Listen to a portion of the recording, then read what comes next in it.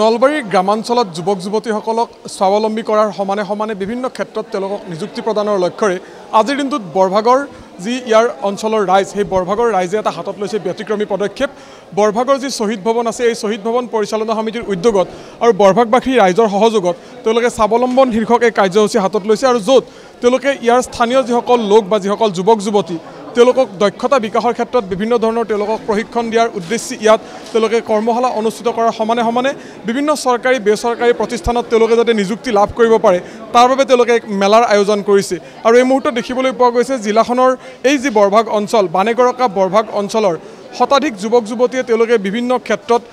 আচলতে সংস্থাপন লাভ কৰাৰ উদ্দেশ্যে বা তেওঁলোকে স্বাৱলম্বী হোৱাৰ উদ্দেশ্যে এই মুহূৰ্তত তেওঁলোকৰ যিখিনি নথিপত্ৰ সেই নথিপত্ৰ তেওঁলোকে এই ধৰণে জমা দি থকা পৰিলক্ষিত হৈছে বা কেইবাগৰাকীও ইয়াত থকা যুৱক যুৱতীক কি ধৰণে তেওঁলোকে স্বাৱলম্বী হ'ব পাৰে কি ধৰণে তেওঁলোকে নিযুক্তি লাভ কৰিব পাৰে তাৰ ক্ষেত্ৰত গুৰুত্ব দিয়া হৈছে। মোৰ লগত উদ্যোক্তাসকল আছে অকণমান কথা পাতিম আৰু মোৰ লগত ইয়াত যিহেতু মই কৈছোঁ যে চৰকাৰী বেচৰকাৰী বিভিন্ন ক্ষেত্ৰৰ কেনেধৰণে তেওঁলোকে চৰকাৰী যিসমূহ সা সুবিধা পাব পাৰে বা কি ধৰণে তেওঁলোকৰ দক্ষতা বিকাশ কৰিব পাৰে এই ক্ষেত্ৰত গুৰুত্ব দিয়া হৈছে। অকণমান আপোনাৰ ওচৰলৈ আহিছোঁ। এটা ব্যতিক্ৰমী পদক্ষেপ গ্ৰামাঞ্চলত এই ধৰণৰ পদক্ষেপে নিঃসন্দেহে যথেষ্টখিনি উৎসাহিতভাৱে চাওক এই অঞ্চলত মীন পালনৰ যথেষ্ট সুযোগ আৰু সম্ভাৱনীয়তা আছে আৰু অসমৰ মাটি পানী জলবায়ু ভৌগোলিক অৱয়ব মীন পালনৰ কাৰণে অত্যন্ত উপযুক্ত। কিন্তু ঘটনা হৈছে আজিৰ যি শিক্ষিত নিবনুৱা যুৱক যুৱতীসকল তেওঁলোকে এই গোটেই কথাখিনি অন্তঃকৰণেৰে বুজি লৈ মীন পালনক পেছাগত দৃষ্টিভংগীৰে আগবাঢ়িব লাগিব। কাৰণ বহু সময়ত দেখা যায় যে মীন পালনক আমি সেই একে পেছাগত দৃষ্টিভংগীৰ মৰ্যাদা নিদিওঁ যাৰ ফলত কৃষিখণ্ড বা আন বিভিন্ন ক্ষেত্ৰত আমি কৰাৰ দৰে মীন পালনত জড়িত নহওঁ 1 নম্বৰ। আৰু 2 নম্বৰ কথাটো হ'ল যে মীন পালনৰ প্ৰযুক্তি যথেষ্ট সৰল কিন্তু গোটেই কথা বতৰাখিনি কিছু শৃংখলাবদ্ধ পৰিক্ৰমাৰ আওতাত পৰে। গতিকে সেই গোটেই কথা বতৰাখিনি আমি বুজি লৈ ৰাইজক এক নতুন পথৰ সন্ধান দিয়াৰ লগতে ৰাইজ মানে মই শিক্ষিত নিবনুৱা যুৱক যুৱতীসকলৰ কথা ক'ব বিচাৰিছোঁ। আমি আজি ইয়ালৈ আহিছোঁ তেওঁলোকৰ লগত আমি মত বিনিময় কৰিলোঁ বিভিন্ন দিশৰ সংভেদ দিলোঁ আৰু মই ভাবিম যে তেওঁলোকে সেই কথা বতৰাখিনিৰ জৰিয়তে যদি অনাগত দিনত সমন্বিত মীন পালনত জড়িত হয় বা আজিৰ তাৰিখত যথেষ্ট সম্ভাৱনাময় ক্ষেত্ৰ মাছৰ পৰা মান সংযোজিত বা ৰুচিব্যঞ্জক খাদ্যবস্তু প্ৰস্তুত এনেকুৱা ধৰণৰ কথা বতৰাত জড়িত হয় বা আন যিবিলাক ধৰক বিভিন্ন নতুন নতুন কৌশল আহিছে যেনে ধৰক আপোনাৰ মাছৰ লগত মুকুতা খেতি বা জৈৱপুঞ্জৰ জৰিয়তে মীন পালন এই গোটেই কথাখিনি আমি তেওঁলোকৰ লগত পালনৰ জৰিয়তে কি ধৰণে স্বাৱলম্বী হ'ব পাৰে এই ক্ষেত্ৰত আপুনি বিশেষকৈ গুৰুত্ব দিছে। নিশ্চয় তাৰ কাৰণে যিখিনি প্ৰশিক্ষণ বা সক্ষমতা বৃদ্ধিৰ ব্যৱস্থা তেওঁলোকৰ কাৰণে প্ৰয়োজন হ'ব সেইখিনি আমি মীন বিভাগ ফিছফেড আৰু আঞ্চলিক মীন প্ৰশিক্ষণ প্ৰতিষ্ঠানৰ পৰা আদায় দিবলৈ সদায় সাজু আছোঁ। নিশ্চয়কৈ ইয়াৰ প্ৰশংসনীয় পদক্ষেপ। উদ্যোক্তাসকল আছে অকণমান আগুৱাই আহিলে সুবিধা হ'ব যিহেতু দেখিবলৈ পাইছোঁ শতাধিক যুৱক যুৱতী আজি আপোনালোকৰ এই মেলাত অংশ লৈছে। কি ধৰণৰ তেওঁলোকক কি প্ৰশিক্ষণ দিয়া হ'ব বা কি ধৰণে তেওঁলোকক নিযুক্তি দিয়া হ'ব অকণমান কথাখিনি ইতিমধ্যে আপোনালোকে গম পাইছে যে বৰভাগ অঞ্চলত ৰিচৰ্চ আছে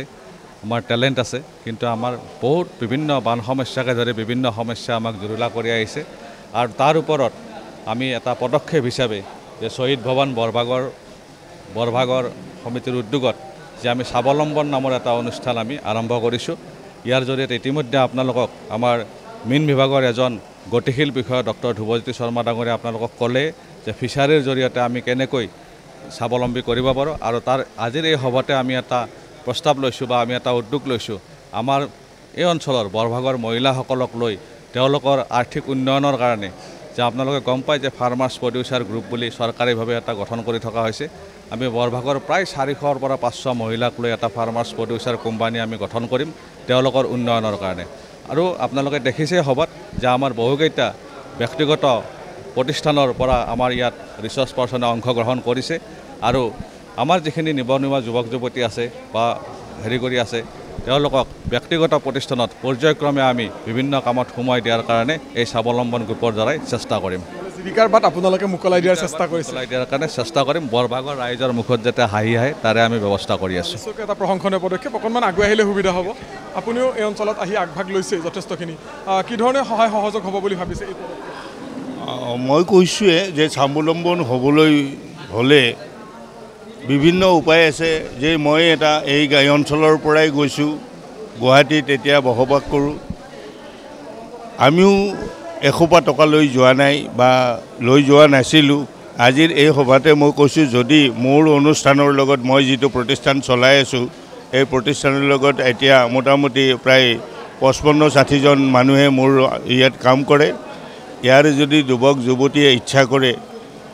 নিশ্চয় মোৰ লগত যোগাযোগ কৰিলে মই যি বিভিন্ন ধৰণে বা আপোনাৰ প্ৰতিষ্ঠানতো আপুনি তেওঁলোকক সংস্থাপিত কৰাৰ কাৰণে তেওঁলোকক উৎসাহ যোগাইছে বা তেওঁলোকক পৰামৰ্শ দিছে হয় নিশ্চয়কৈ অকণমান আপুনি আগুৱাই আহিলে সুবিধা হ'ব যিহেতু অকণমান আগুৱাই আহক গ্ৰামাঞ্চলত এটা ব্যতিক্ৰমী পদক্ষেপ আপোনালোকে হাতত লৈছে প্ৰায় শতাধিক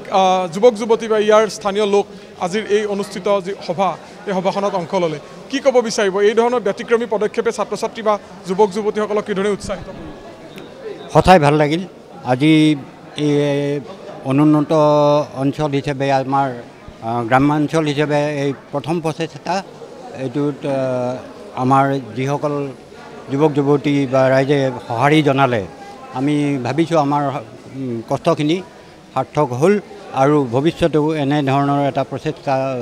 চলি থাকিব আৰু আমাৰ ৰাইজে উপকৃত হ'ব নিশ্চয়কৈ অকণমান আপোনাৰ লগত কথা পাতিম যিহেতু ব্যক্তিগত খণ্ডৰ উপৰিও চৰকাৰে ইতিমধ্যে উল্লেখ কৰিলে মীন বিভাগৰ ফালৰ পৰা যথেষ্ট সহযোগ আগবঢ়োৱা হ'ল কি ক্ষেত্ৰত আপোনালোকে এই অনুষ্ঠানটো আজি আমি ইতিমধ্যে ইয়াত মীন বিভাগৰ MD ডক্টৰ ধ্ৰুৱতী শৰ্মা ছাৰে ইতিমধ্যে আপোনালোক ক'লে যে আমি ফিচাৰীৰ জৰিয়তে বহুখিনি যুৱক যুৱতীক আমি উদ্যোগীকৰণ কৰিম যিহেতু চৰকাৰে এটা কথা কৈ আছে যে আমি স্বাৱলম্বন হ'ব লাগে সেই উদ্দেশ্যে আমি স্বাৱলম্বনৰ ইয়াত অনুষ্ঠানটো আজি পাতিছোঁ ইয়াত আমাৰ বহুকেইটা কোম্পানী আহিছে ইতিমধ্যে আমি আজি ইয়াত পৰা 10জন যুৱকক ইতিমধ্যে ৰিক্ৰুইটমেণ্ট দিলোঁ তেওঁলোক 4th গ্ৰেড পিয়ন দিলোঁ আৰু মোটামুটি আমি 100জনৰ 90জনক আৰু অনাগত সময়ছোৱাত আমাৰ চেণ্ট্ৰেল কমাৰ্চিয়েল ইণ্ডাষ্ট্ৰী আৰু এটা কাম চলি আছে তাতো আমি সংস্থাপিত কৰিম আমি মঙলবাৰে তেওঁলোকক এপইণ্টমেণ্টখিনি দিম আৰু প্লাছ আমি এটা কথা ভাবিছোঁ অহা বছৰৰ পৰা আমি বিশাল আকাৰত এটা বৃহৎ নিয়োগ মেলা পাতিম যাতে বৰভাগৰ ল'ৰা ছোৱালী থলুৱা ল'ৰা ছোৱালী এটা উন্নতি হয় তেওঁলোকে গৌৰৱৰে ক'ব পাৰে যে হয় আমি বৰভগীয়া আমি ইয়াৰ পৰা এটা মঞ্চ পাইছোঁ নিজৰ উপাৰ্জনৰ ক্ষেত্ৰত এই ধৰণে দেখিবলৈ পোৱা গৈছে বৰভাগত আজিৰ দিনটোত যি তেওঁলোকৰ নিযুক্তি তথা স্বাৱলম্বী যি মেলা সেই স্বাৱলম্বন মেলা অনুষ্ঠিত হোৱা পৰিলক্ষিত হৈছে য'ত শতাধিক যুৱক যুৱতী বা ইয়াৰ স্থানীয় যিসকল লোক তেওঁলোকে ইয়াত অংশ লোৱা পৰিলক্ষিত হৈছে ইতিমধ্যে উল্লেখ কৰিলে উদ্যোক্তাই যে কেইবাগৰাকীকো লোকক তেওঁলোকে নিযুক্তি পত্ৰ হাতত তুলি দিবলৈ সক্ষম হৈছে আৰু সমানে অনাগত সময়ছোৱাত যুৱক যুৱতী বা ইয়াৰ স্থানীয় ৰাইজক স্বাৱলম্বী কৰি তোলাৰ সমানে সমানে নিযুক্তি লাভৰ ক্ষেত্ৰত তেওঁলোকক সহায়ক হোৱাকৈ বিভিন্ন ক্ষেত্ৰত আচলতে তেওঁলোকে কাম কৰিব বুলি ইতিমধ্যে সদৰি কৰিছে